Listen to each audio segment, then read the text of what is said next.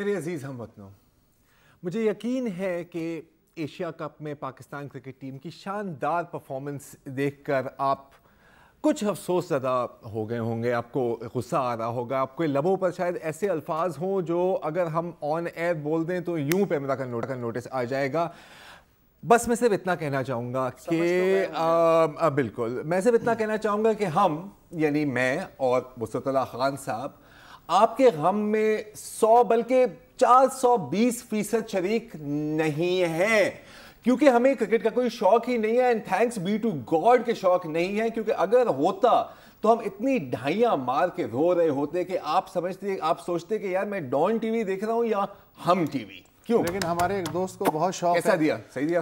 بالکل صحیح ہے، کلین بولڈ۔ اور ہمارے شوق ہونے نہ ہونے کی اس لیے کوئی اہمیت نہیں ہے کہ ہمارے جو مبشر میاں ہیں انہیں شوق ہے، بلکہ ان کا بس چلے نا تو روزانہ کرکٹ سے ہی بسم اللہ کریں اس پروگرام کی، وہ تو پتہ نہیں ہم کس طرح سنبھالتے ہیں۔ اچھا وہ بھی ظاہر ہے کہ بظاہر بڑے دکھ میں ہوں گے، ابھی تھوڑی دیر میں ایکٹنگ دکھاؤں گا مبشر زیدی کی آپ کو۔ بات یہ ہے کہ نوبت با اینجا رسید کہ ایک زمانہ تھا کہ پریس کلب میں ورلڈ کپ کا جو فائنل یا سیمی فائنل یا کوارٹر فائنل ہوتا تھا اس پہ بڑی اسکرین لگ جاتی تھی۔ اب حالات یہ ہیں کہ پاکستان اور بنگلہ دیش کا میچ جب ہوتا ہے تو کراچی پریس کلب میں آج میں نے دیکھا کہ ایک بڑی سی اسکرین لگی ہوئی اور جو سامنے کا لان ہے وہ کھچا کھچ صحافیوں سے بھرا ہوا تھا۔ صحیح ہے۔ اور گفتگو وہاں کیا ہو رہی ہے؟ یار اگر اس دفعہ 100 رن کر جائے نا پاکستانی ٹیم تو مزہ آ جائے گا۔ یعنی لیول آپ دیکھیں کہ کہاں تک پہنچ گیا۔ اچھا دوسری بات یہ ہے کہ منیر نیازی صاحب انہوں نے بہت پہلے ایک شعر کہہ دیا تھا پاکستانی ٹیم کے ایشیا کپ سے باہر ہونے کے بارے میں، وہ یہ تھا کہ شباب ختم ہوا ایک عذاب ختم ہوا، جواب دے نہ رہا میں کسی کے آگے منیر، وہ ایک سوال اور اس کا جواب ختم ہوا۔ تو مبشر زیدی صاحب یہ بتائیے کہ آپ تو اسلام آباد پہنچے ہوئے ہیں آج، یہ پاکستان کی جو کرکٹ ٹیم ہے اس کی نجکاری کے امکانات اب کتنے روشن ہیں؟ سر پتہ نہیں نجکاری تو ہوتی ہے کہ نہیں، لیکن مجھے ایک شعر یاد آ رہا ہے، وہ یہ ہے کہ جھپٹ کر پلٹنا، پلٹ کر لیٹنا، بنگلہ دیش کو گرم رکھنے کا نکلا ایک بہانہ۔ اب میں کیا کروں مجھے بتائیں؟ سازش کا وزن اتنا ہی سازش جو ہے سر، وزن اتنا ہی پورا ہے اس شعر میں جتنا پاکستانی کرکٹ ٹیم میں بیلنس ہے۔ خیر آگے چلیے۔ یہ دیکھیں اس میں آپ کو ہوم گراؤنڈ ایڈوانٹیج ہے۔ جی جی کہ اس میں ہوم گراؤنڈ ایڈوانٹیج ہے۔ آپ یہ دیکھو مبشر تم فورن پچ پہ نہ کھیلو یار، تم اپنی کرکٹ پچ پہ کھیلو نا یار، بات کرو۔ ہوا کیا ہے یار یہاں آج؟ یار کیا ہوا ہے آپ نے بھی دیکھا ہے، آپ دونوں تو میرے اوپر ایسے آ رہے ہیں کہ جیسے وہاں تو کراچی میں ابھی وسعت نے بتایا کہ پریس کلب میں بھی لگی ہوئی تھی۔ یار میں اکیلا اگر پاکستانی ٹیم کے ساتھ کو تھوڑی سی نسبت رکھتا ہوں تو میرے ساتھ جو ہے پاکستان کے کوئی 15 کروڑ عوام تو شاید ہوں گے جو اسی سکتے کی حالت میں ہیں جس سکتے کی حالت میں میں ہوں، لہٰذا جو بھی اول فول بک رہا ہوں میں اسے پلیز اسی سکتے کی حالت میں سمجھا جائے۔ اور ایک بات ضرور کہوں، مجھے یہ کوئی یہودی سازش لگ رہی ہے، یہ جو ہے نا اس میں کوئی مسلمان انوالو نہیں ہو سکتا، قطعی نہیں۔ اور اگر کوئی نکلا تو میں اس سے آہنی بلے کے ساتھ آہنی بلے کے ساتھ نپٹوں گا اس کے ساتھ۔ دیکھیں میں نے ایک ویب سائٹ ہے IBC، اس میں ایک مضمون پڑھا تھا، سبق سید صاحب نے لکھا تھا کہ یہ جو پچھلا جو T20 ہوا تھا اس میں شاہد آفریدی صاحب نے 2 سپورٹس رپورٹر کو بتایا کہ میرے اوپر جو ہے وہ جادو کر دیا گیا ہے، اور مولوی صاحب نے یہ کہا ہے کہ اپنی دونوں بچیوں کو جو ہے ضرور ہر میچ میں اسٹیڈیم میں ساتھ لے کے جانا، اس لیے کہ بچے جو ہیں وہ عموماً جادو کا کالے جادو کا توڑ ہوتے ہیں، تو اسی لیے جو ہیں وہ اپنی فیملی کے ساتھ جو ہے وہ میچ دیکھتے تھے، لیکن کالے جادو کا۔ اچھا مجھے ایک سیکنڈ یہ میں فوکس آج اس کم از کم ایک سیگمنٹ تک میں مبشر پر رکھنا چاہ رہا ہوں تھوڑا سا، ٹھیک ہے؟ لیکن میں مبشر کو پہلے باندھ دوں۔ چلیں آپ باندھیں، اس لیے مجھے مبشر بھی جو ہے میں نے بھی لگا مبشر کو میں اس لیے باندھنا چاہتا ہوں کہ یہ شاہد آفریدی کے بہت بڑے مداح ہیں۔ اچھا، لیکن یہ مجھ سے بڑے مداح نہیں ہو سکتے۔ دیکھیں کپتان کا جو کام ہے وہ ہے پلاننگ اور کام ہر ایک کو ڈپیوٹ کر دینا, اسٹریٹجی بنانا اور اس کے بعد جو ہے اطمینان سے بیٹھ جانا. شاہد آفریدی اس لحاظ سے دنیا کے سب سے کامیاب کپتان ہیں کہ وہ عموماً 0 پہ 2 پہ 3 پہ جان بوجھ کے آؤٹ نہیں ہوتے. وہ اس لیے آؤٹ ہو جاتے ہیں تاکہ جو کپتانی کا بوجھ ہے, ظاہر ہے کہ پوری ٹیم پہ نگاہ رکھنی ہے, کس کو کیا کرنا ہے اس پہ. تو میرے خیال میں دنیا کے سارے جو کرکٹ کپتان ہیں انہیں شاہد آفریدی کے نقش قدم پہ چلنا چاہیے, بلکہ ڈریسنگ روم میں بیٹھ کے کمان کرنی چاہیے ٹیم کی. اب دیکھیں نا, راحیل شریف صاحب جو ہیں وہ خود تو بندوق لے کے اگلے مورچوں پہ نہیں جاتے نا, وہ تو ظاہر ہے اب سپہ سالار کو تو ہونا چاہیے وہاں, یعنی بڑے انٹرسٹنگ. تو یہ ایک شاہد آفریدی نے مثال قائم کی ہے, اس لیے کہ پچھلے جو 5 T20s ہیں اگر ان کا اسکور بشمول یہ جو ایشیا کپ کے 3 T20s ہیں, شاہد آفریدی صاحب نے 17 رنز کیے ہیں. وجہ یہ تھی کہ بھائی کپتان پہ بوجھ نہیں ڈالا جاتا, وہ کھلاڑیوں کو کھلاتا ہے, خود نہیں کھیلتا ہے. تو یہ سیکھنے کی بات ہے. میں یہ کہہ رہا ہوں مبشر آپ سے. بالکل صحیح کہہ رہے ہیں, اور ساتھ ہی میں یہ بھی بتاؤں وہ نہ صرف یہ کہتے ہیں بلکہ پھر بعد میں کہتے ہیں کہ ہماری ٹیم میں ٹیلنٹ کی کمی ہے, یعنی کہ وہ اکیلے ٹیلنٹڈ پلیئر ہیں اس پوری ٹیم میں اور باقی جو ہیں وہ چنے بیچنے کے لیے آئے ہوئے ہیں, ظاہر ہے. لیکن اس ساری صورتحال کے بعد جو مقامات آہو فغا اور بھی ہیں, کیونکہ اس کے فوری بعد جو ہے وہ T20 ورلڈ کپ شروع ہو رہا ہے. اب ہمارے پاس آپشنز بالکل نہیں ہیں. مطلب یہ حد ہو گئی ہے کہ نجم سیٹھی صاحب جو کہ ایگزیکٹو کمیٹی کو ہیڈ کرے پی سی بی کے, انہوں نے بھی لکھا ہے کہ بھئی یہ پی سی بی کی مینجمنٹ اس بات کا جو ہے نا پروب کرے کہ کیوں ایسے پاکستان مسلسل ہار رہا ہے. مطلب آپ یہ دیکھیں ہر بندہ دوسرے کو کہہ رہا ہے کہ یاد رہے چیک کرنا کہ یہ ہارا کیوں ہے پاکستان, جیسے کوئی بہت ہی خفیہ قسم کی ہار. اچھا یار اب دیکھیں, کیونکہ میں کرکٹ پر زیادہ بات نہیں کر سکتا تو میں اس کو ایک خبر سے جوڑنا چاہتا ہوں. ویمنز پروٹیکشن بل پاس ہوا ہے, تو اب اس پہ میں تھوڑا ریسرچ کر رہا تھا تو ایک انگلش کی ایک ٹرم سامنے آئی, شاید آپ نے سنی ہو, بیٹرڈ وائف سنڈروم. ہاں, بیٹرڈ وائف سنڈروم. مبشر میں آپ کو تھوڑی میں اس کی وضاحت کروں. یہ ہوتا ہے کہ ایک خاتون ہے اور ان کا جو خاوند ہے وہ ان پر بہت تشدد کرتا ہے, ہر ایک بات پر مارتا ہے, گالیاں دیتا ہے وغیرہ وغیرہ, لیکن جو بیوی ہے وہ اس کو قصوروار نہیں ٹھہراتی. وہ کہتی ہے کہ یار شاید میرے میں کوئی غلطی ہے, میں نے کھانا صحیح نہیں پکایا, میں نے مسکرا کے اسے نہیں ملی, تو اگر میں اپنا رویہ تبدیل کر دوں یا میں اپنے آپ کو بہتر کرنے کی کوشش کروں, ہو سکتا ہے کہ وہ میرے پہ تشدد نہیں کرے گا.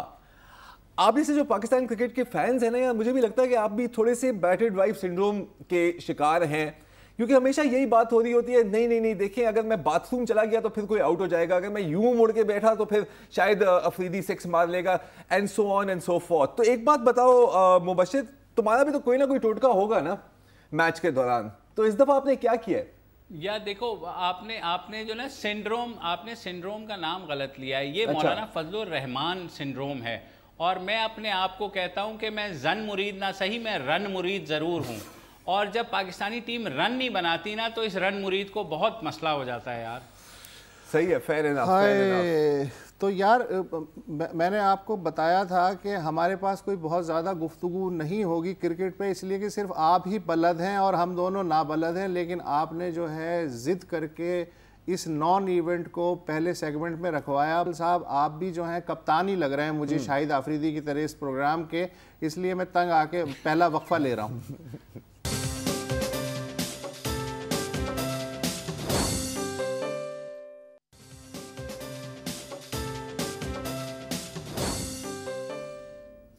Welcome back. پاکستان کے مشیر امور خارجہ سرتاج عزیز ان دنوں واشنگٹن میں ہیں.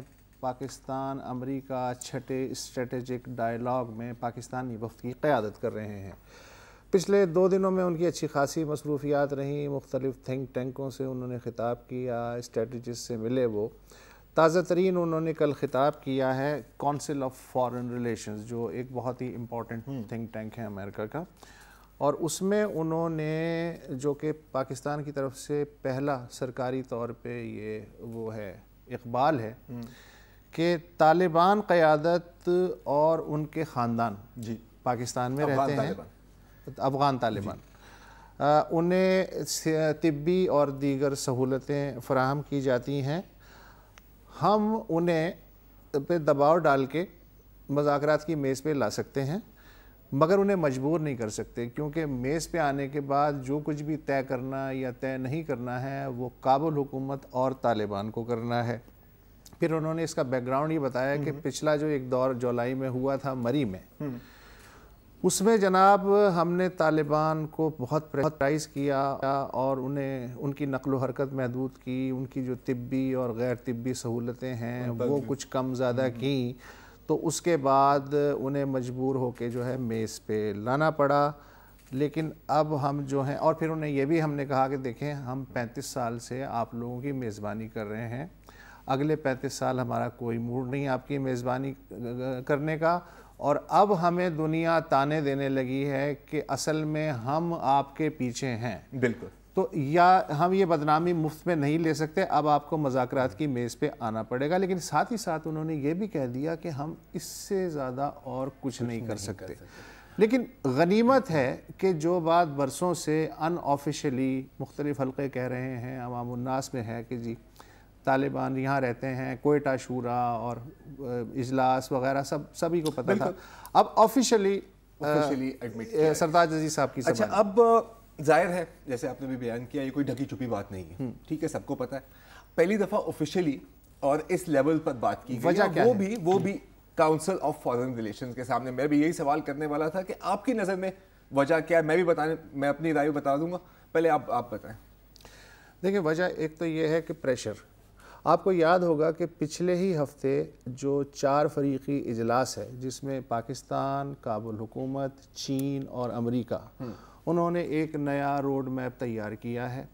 طالبان سے کنسلٹ نہیں کیا, نیا روڈ میپ یہ تیار کیا ہے کہ جی اگلے چند ہفتوں میں مذاکرات کا عمل دوبارہ شروع ہوگا. امریکہ جا رہا ہے اور چین آ رہا ہے. جانے والا چاہتا ہے کہ وہ کسی طرح آرام سے نکل جائے, لیکن جو آنے والا ہے ٹائم سے نکلنے کی کوشش بھی کر رہے ہیں, لیکن جو آنے والا ہے اس کے لیے یہ سب سے بڑا چیلنج ہوگا. اگر اس خطے میں امن قائم نہیں ہوتا, وہ جو روڈ اینڈ بیلٹ کا منصوبہ ہے نا اس کی ایسی تیسی ہو جائے گی اگر افغانستان کا مسئلہ ہاتھ میں آتا ہے. اب مشکل یہ ہے کہ اچھا وسعت, میرا یہ خیال ہے کہ اگر اس کو تھوڑا سا اگر ہم اس طریقے سے دیکھیں کہ بالکل آپ نے صحیح بات کی, امریکہ جا رہا ہے تو why would Sartaj benefit of seeing anything before Council of American Relations. لیکن میرا یہ خیال ہے کہ تھوڑا سا ایک پریشر جو ہمارے اوپر 2 روز قبل پڑا جب جان کیری اور سرتاج کی سٹیٹمنٹ سامنے آئی, جس میں جان کیری نے واضح طور پر کہہ دیا کہ ہم پاکستان پر زور ڈال رہے ہیں کہ وہ اپنا نیوکلیئر آرسنل کو کم کرے. اب یہ نیوکلیئر آرسنل خاص طور پہ جو ہمارے چھوٹے نیوکلیئر ہتھیار ہیں, نیوکلیئر ٹپڈ کہہ لیں آپ ان کو, جس کا ہم کہتے ہیں کہ انڈیا سے ریسٹرینٹ کے لیے ہم نے رکھے ہوئے ہیں, اپنے ٹیکٹیکل ویپنز ہیں. تو میرے خیال میں اس کو ڈیفلیکٹ کرنے کے لیے انہوں نے افغانستان کا جو ہے نا لالی پاپ ایک دفعہ پکڑایا ہے, بیکاز اب تو یہ بات بہت عام ہو چکی ہے. جنرل مشرف جو ہے اپنی کتاب میں بھی بہرحال لکھ چکے ہیں, اور اس کا مجھے سوائے اس کے اور کوئی اینگل نظر نہیں آتا کہ پاکستان چاہ رہا ہے کہ جی افغانستان کے اندر ہی جو ہے اور طالبان کے ساتھ مجھے ایک اور اینگل نظر آ رہا ہے اس میں. مجھے ایک اور اینگل نظر آ رہا ہے اس میں. مجھے لگ رہا ہے کہ یہ تھوڑا ایکسپیکٹیشنز کو ریڈیوس کر رہے ہیں, کہ یہ کہنا چاہ رہے ہیں کہ جی دیکھیں کچھ انفلوئنس ہے, جو لیورز ہیں ہمارے وہ ہم نے بیان کر دیے ہیں, اس سے آگے اگر طالبان نے بات نہیں مانی تو یار آپ پلیز ہمیں ذمہ دار نہ ٹھہرائیں. آئی تھنک کہ یہ ایک ایڈمیشن ہے کہ آپ کا انفلوئنس لمیٹڈ ہے. اچھا اس میں بھی تھوڑی سی میں ہسٹری بتاؤں کہ دیکھیں کہ جب طالبان کی حکومت داؤ پر تھی, ہاں, اور پاکستان کی اپیلز جاری تھی کہ بات سن لو نہیں تو بہت برا ہوگا, نہیں سنا. اب کہا جاتا ہے بار بار, آپ نے بھی رپورٹیں دیکھی ہیں کہ اتنے فیصد افغانستان کی کنٹری سائڈ پر طالبان کا کنٹرول ہے, یہ اوفینسو وہ اوفینسو. اگین آپ کے جو پاکستان کے جو دشمن ہیں ملا فضل اللہ وغیرہ وغیرہ, وہ بھی تو افغانستان میں ہی ہے نا. اتنا اگر انفلوئنس ہوتا, بار بار یہ میں بات کرتا ہوں, کیا وہ اس کو نہیں ڈیلیور کر سکتے ہماری طرف؟ آئی تھنک ایکسپیکٹیشنز کو ریڈیوس بھی کیا جاتا ہے. میں ایک اور سینیریو میں بات کر رہا ہوں, مطلب میں اب طالبان کی طرف سے بات کروں. ٹھیک ہے. آپ نے جو 4 ملک تھے چین، امریکہ، افغانستان اور پاکستان، آپ نے کہا جی کہ آپ میز پہ آئیے.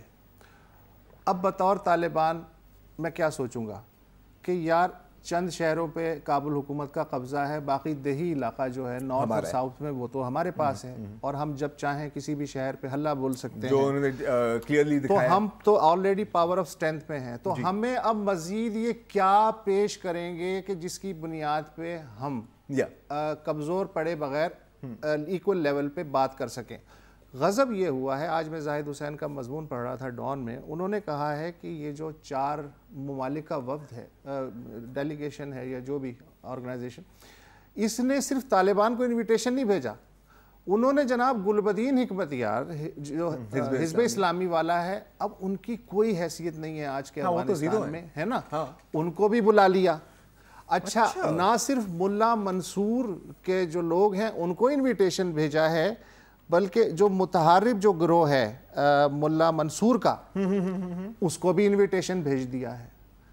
تو اب اس کنفیوژن میں جو طالبان، ملا منصور گروپ ہے جو سب سے طاقتور طالبان صحیح ہے، وہ کیوں آئے گا میز پہ؟ بائی دا وے دیکھیں وہی اگین یہ بھی مطلب میرے پوائنٹ کو ایک طرح سے سپورٹ کر رہا ہے. میرا خیال ہے کہ یہ پہلے سے ہی نا یہ آپ کو بتانا چاہ رہے ہیں کہ جی دیکھیں زیادہ امید نہ رکھیں، اور اگر یہ چیز کولیپس ہوئی تو جی پلیز ہمیں بلیم نہ کریں. میرا بھی یہ خیال ہے، یہی ہے نا. تو سر if we all agree تو پھر میرا یہ خیال ہے. میں صرف یہ ایک چیز پوچھنا چاہ رہا ہوں، صرف یہ ایک چیز پوچھنا چاہ رہا ہوں زرار جی، کہ ہم یہ کہہ رہے ہیں کہ ساڈے تے نہ رہنا یا سانو نہ کہنا، اس میں سے کون سی بات ہے؟ سر یہ بریک لے لیتے ہیں، بریک کے دوران اس کا میں آپ کو جواب دیتا ہوں. نیوز اپڈیٹ کا ٹائم آ گیا، کیا کریں مجبور ہیں جی، بریک لے لیں.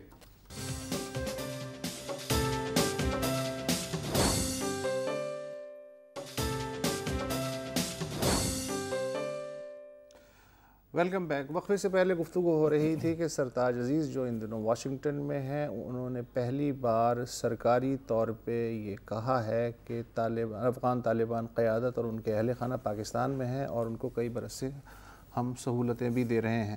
سرتاج عزیز نے اس سے ایک دن پہلے ایک اور بات کی، انہوں نے ڈیفنس رائٹرز گروپ ہے واشنگٹن میں، اس سے گفتگو کی، اور ایک اور جو امپریشن آ رہا تھا پچھلے 2-3 سال سے کہ پاکستان کا جو عسکری ڈاکٹرائن ہے وہ شاید تبدیل ہو گیا ہے. مثلا پہلے سارا فوکس تھا کہ نمبر 1 اینیمی انڈیا ہے، لیکن اب شاید نمبر 1 اینیمی جو دہشت گرد ہیں وہ ہیں، اور نمبر 2 پہ انڈیا چلا گیا ہے. یہ اس طرح کے انڈیکیشنز 2-3 سال سے آ رہے ہیں، مختلف ڈیبیٹس کی صورت میں، لیکچرز کی صورت میں، ٹاک شوز کی صورت میں. لیکن سرتاج عزیز نے دوبارہ اسے کریکٹ کیا. انہوں نے کہا نہیں جی، دہشت گردی ہمارا اندرونی معاملہ ہے اور ہم چند سال میں اس پہ قابو پا لیں گے، لیکن ایگزسٹینشل تھریٹ وہ ہنوز انڈیا ہے، اس لیے کہ اس کے ساتھ ہمارا جو اسٹریٹجک اور عسکری جو پیرٹی ہے اس کا پرابلم ہے، وہ اوپر ہے، ہم نیچے ہیں، اور ہم اسے میچ کرنا چاہ رہے ہیں. تو وہ ہے سب سے بڑا خطرہ. اور یہ اس بیک گراؤنڈ میں ہے کہ جب جان کیری صاحب نے کہا کہ جی پاکستان اپنے ایٹمی ہتھیاروں میں، وار ہیڈز میں کمی کرے، تو انہوں نے کہا جی انڈیا کرے گا تو ہم بھی کر لیں گے، یہ کوئی ایشو نہیں ہے. اب پرابلم یہ ہے زرار صاحب جی کہ پاکستان سمجھتا ہے کہ بھارت کی جو بھی پالیسی ہے وہ پاکستان سینٹرڈ ہے. تقریباً صحیح بھی ہے. اچھا انڈیا کا تقریباً صحیح ہے، میں آپ کی بات سے اتفاق کرتا ہوں، لیکن انڈیا کا جو سرکاری موقف ہے وہ یہ ہے کہ بھائی ہماری تو ٹکر ہے چائنا سے، ہم تو انڈین اوشن کی پاور ہیں، اور ہمارے تو رسا کشی ہے چین کے ساتھ، تو جو چین کرے گا وہ ہم کریں گے. ٹھیک ہے، تو پاکستان تو کسی گنتی میں نہیں آ رہا ہے. حالانکہ اگر امریکہ سے ایک بیان آ جائے کہ جی یہ F-16 کا ایک پہیا ہم بیچنے والے ہیں تو اوئے ہوئے وہ ہو جاتا ہے، وہ تو ظاہر ہے ہاتھی کے دانت یار وہ شور مچاتے ہیں، پاکستانی مچاتا ہے، ہندوستانی مچاتا ہے. اب مجھے جو خطرہ لگ رہا ہے وہ یہ ہے کہ یہ جو دونوں ملک ہیں یہ بڑوں کی ریس کر رہے ہیں. میں آپ کو یاد دلاتا ہوں سوویت یونین اور United States of America cold war کے 40 سال انہوں نے کہا جی ہم 4 میزائل بنائیں گے، انہوں نے کہا کہ ہم 5 بنائیں گے، انہوں نے کہا تم 5 بناؤ گے تو ہم 10 بنائیں گے. آخر میں ایک فریق جو کمزور تھا اس کی کمر ٹوٹ گئی اور وہ گل گلا گیا، اور امریکہ وہ جنگ جیت گیا کولڈ وار. اب صورتحال یہ ہے کہ اگر ہم یہ دیکھ لیں کہ چین نہیں ہے, صرف پاکستان اور انڈیا ہے, اور میچ فار میچ کہ آپ یہ کریں گے تو ہم یہ کریں گے, تو یہ جو ریس ہے اس کا آخر میں کیا نتیجہ نکلے؟ انسسٹینیبل ہے, وہ ہے. لیکن میں سردار عزیز سے پھر بھی اگری کرتا ہوں. اچھا, ایگزسٹینشیل تھریٹ کے بارے میں, کیونکہ اب دیکھیں جہاں تک ملٹری ڈاکٹرن کی ہوتی ہے تو ظاہر ہے آپ 100% ایک کنونشنل آرمی کو ایک انکنونشنل فورس میں نہیں تبدیل کر سکتے, وہ اپنی جگہ. جہاں تک بات کی کہ اگر پاکستان کو خطرہ ہے تو ملیٹریلی یا ایگزسٹینشلی, تو وہ انڈیا سے ہے. اچھا, یہ صرف سردار عزیز نے یہ بات نہیں کی, آپ کو پتہ ہے اور کس نے یہ بات کی ہے؟ اسامہ بن لادن نے. اچھا ہاں, جی وہ جو ان کے خطوط ہیں ان میں ہے. بالکل بالکل, میں خیال کل کی بات ہے 1 مارچ کو, وہ میں نے سنا تھا 113 کے قریب انہوں نے ڈاکومنٹس ڈی کلاسیفائی کیے. 113, اس میں سے ایک 42 پیج بکلیٹ ہے, ہاں, جو صرف جس میں صرف اسامہ بن لادن کی پاکستان پالیسی کلیئر ہوتی ہے. اچھا, اور اس میں یہ بھی نظر آتا ہے کہ القاعدہ کی اسٹریٹجک تھاٹ اور اسٹریٹجک گولز کیا تھے. اچھا یہ سنیں, ایک چیپٹر کا نام ہے اسی کتاب میں, بکلیٹ کا نام ہے جہاد ان پاکستان, ایک چیپٹر کا نام ہے India plans to attack Pakistan. تو اس نے پوری اسٹیٹسٹکس دی ہیں کہ جی وہ اتنے فائٹر ایئر کرافٹ خرید رہے ہیں انڈیا, اسرائیل کے ساتھ ان کا یہ عسکری تعاون ہے, امریکہ کے ساتھ اور UK کے ساتھ یہ عسکری تعاون ہے, اور اپنی آرمی کی اسٹرینتھ نمبرز بھی انکریز کر رہے ہیں. تو اس کا ایک ہی نتیجہ ہم نکال سکتے ہیں کہ کبھی نہ کبھی کسی نہ کسی طرح انڈیا نے پاکستان پر حملہ کرنا ہی ہے, امریکہ کے کہنے پہ. بالکل. اب یہاں تک ایک بات ہوئی, ٹھیک ہے, اور یہ کوئی انبلیویبل بات نہیں ہے, بہت لوگ ایسی باتیں کرتے ہیں.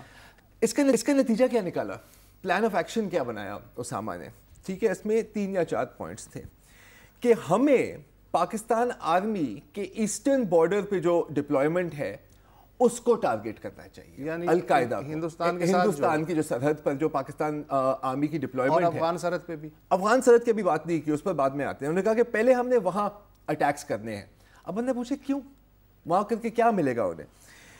یہ ان کا گول یہ تھا کہ پاکستان آرمی, کیونکہ پاکستان کو انڈیا سے خطرہ ہے, وہ ان ڈیفنسز کو مزید مضبوط کریں گے, ٹھیک ہے, کیونکہ ایک سائڈ سے انڈیا ہے, ایک سائڈ سے ہم پیٹھ پہ وار کر رہے ہوں گے گوریلا ٹیکٹکس کے ساتھ.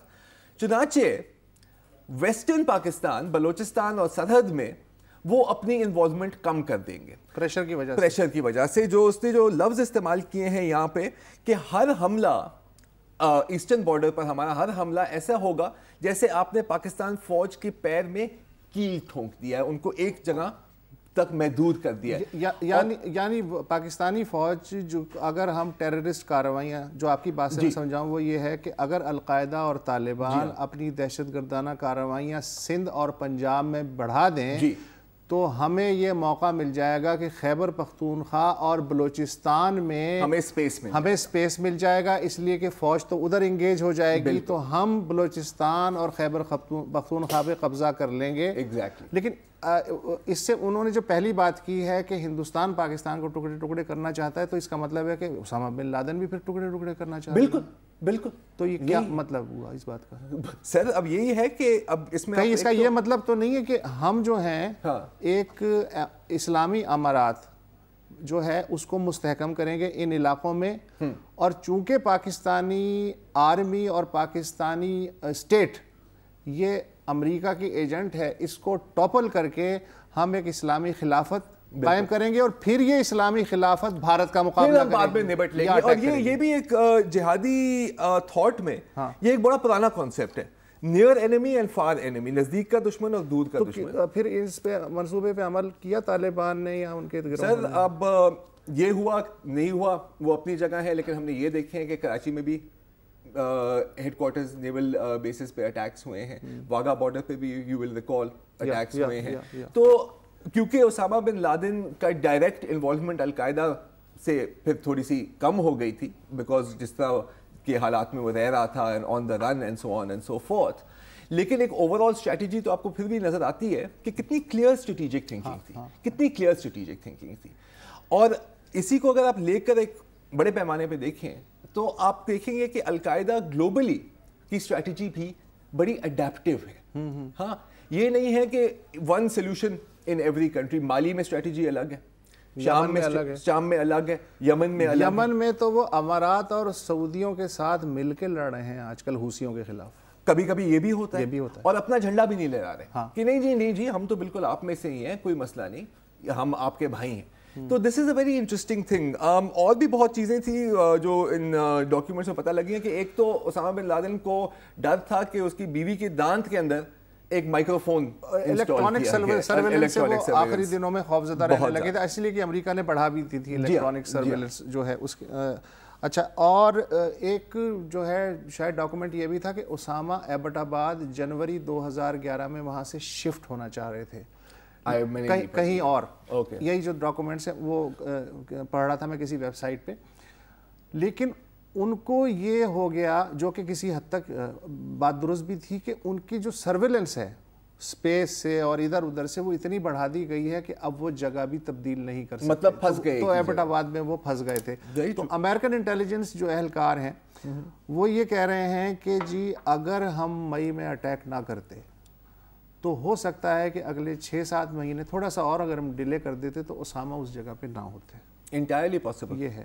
کیا خیال ہے مبشر اسامہ بن لادن کی اسٹریٹجک تھنکنگ پہ میں؟ اس کی اسٹریٹجک تھنکنگ یہ تھی کہ 9 سال میں انہوں نے 4 جگہ سے گھوم کے انہوں نے سوائے بچہ پیدا کرنے کے اور کوئی کام نہیں کیا, اور in the end he settled in Abbottabad. صرف کہنے کا مقصد یہ ہے کہ when he was on the رن تو ان کی جو گرفت تھی القاعدہ کے اوپر وہ کافی کمزور ہو گئی تھی, اور جو ایمن الزواری ہیں وہ پریکٹیکلی اس کو چلا رہے تھے. جتنے بھی خطوط سامنے آئے ہیں اس میں سے کہیں سے بھی یہ نہیں لگا کہ he was practically heading al Qaeda after he shifted to Haripur. اور ظاہر ہے اس میں یہ بھی ہم نے ہی ڈان میں یہ خبر بھی دی تھی کہ بھائی کس طریقے سے وہ پاکستان میں آئے, کراچی میں ان کی وائف رہیں, پھر وہ ہری پور سیٹل ہوئے, اس کے بعد ایونچولی وہ ایبٹ آباد آئے. تو ہی واز آن دا رن. تو پریکٹیکلی تو وہ شاید اس ساری پلاننگ سے الگ ہو گئے تھے, اور جو ان کی کچھ دستاویزات بھی آئی ہیں اس میں یہ ضرور تھا کہ وہ خط لکھ کے جو ہے نا کہیں بھیجتے بھی تھے, جس میں لیکن مبشر یہ جو دستاویزات ان کے خطابات جو ہیں, یہ جو دستاویزات دیکھیں اس سے تو انکار نہیں ہے کہ ظاہر ہے کہ ایک آدمی جو ہے مفرور ہے تو قیادت پہ گرفت تو کمزور ہوگی, یہ تو خود وہ بھی ایڈمٹ کر رہے ہیں. لیکن مسئلہ یہ ہے کہ یہ جو خطوط شائع ہوئے ہیں ان کو اگر آپ ایک ساتھ پڑھیں تو اس سے اسامہ کی جو اپنی اسٹریٹجک تھنکنگ ہے اور جو اس علاقے کے بارے میں وہ جو اپروچ رکھتے تھے کم از کم وہ کلیئر ہوتی ہے کہ وہ اصل میں چاہتے کیا تھے. تو باقی یہ کہ افیکٹو تھے یا ان افیکٹو نہیں تھے اب تو یہ ظاہر ہے کہ ہسٹری والی بات. بالکل. اور میں صرف اتنا کہنا چاہوں گا بریک لینے سے پہلے کہ سن تزو جی ہاں بہت مشہور چائنیز ملٹری جنرل اور فلسفر تھے. انہوں نے کہا تھا کہ یار اگر آپ نے جنگ جیتنی ہے تو اس کے لیے آپ کو 3 چیزیں جاننی ضروری ہے. ایک آپ اپنے آپ کو جانیں, ایک آپ دشمن کو جانیں, اور ایک آپ میدان جنگ کو جانیں. اگر آپ یہ 3 چیزیں جان جائیں گے نا تو آپ ہمیشہ جیتیں گے جنگ میں. تو وہی ہے کہ اگر آپ جنگ لڑ رہے ہیں اور ہم کہتے ہیں کہ ہم لڑ رہے ہیں, اگر آپ دشمن کے مائنڈ سیٹ کو نہیں سمجھیں گے نا سر آپ یہ جنگ نہیں جیت سکتے, سیدھی بات.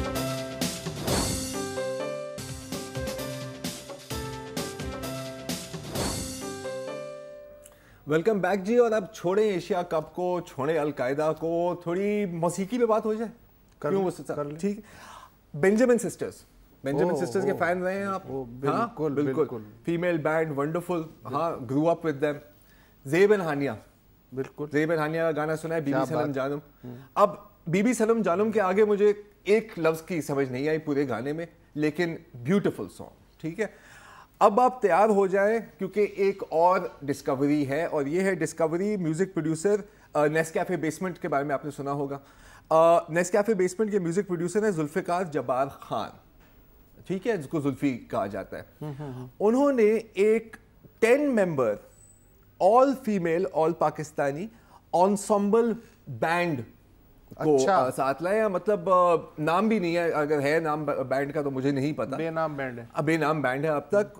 ستار, طبلہ, گٹار, وائیولن, پیانو, سب ہر چیز پہ ہر ایک چیز ہے اس کے اندر. اینڈ جہاں تک تمام لڑکیاں جو ہیں پرفارم کر رہی ہیں اور وہ انسٹرومنٹس جو ہیں اور وہ انسٹرومنٹس چلا رہی ہیں. اچھا کچھ تو پہلے بھی نیسکیفے بیسمنٹ میں شرکت کی تھی, کوئی ہیں جو بالکل ہی نیو ڈسکوریز ہے, جیسے سمیرہ وارث جو طبلہ پلے کر رہی ہیں, پہلے بھی دیکھ رہی تھی, وہ بالکل نیو ہے. اور زلفی کہہ رہی ہے کہ مجھے خود سمجھ نہیں آئی کہ یہ اتنا ٹیلنٹ پہلے کہاں سے چھپا ہوا تھا. ستار بھی ہوگا, ستار بھی ہے اور بہت خوبصورت ہے. اب پورا ویڈیو تو ہے تقریباً 7-7.5 منٹ کا, لیکن اس کی ایک سیگمنٹ ابھی شو سے پہلے مرسد صاحب اور میں نے سلیکٹ کی تھی آپ کے لیے.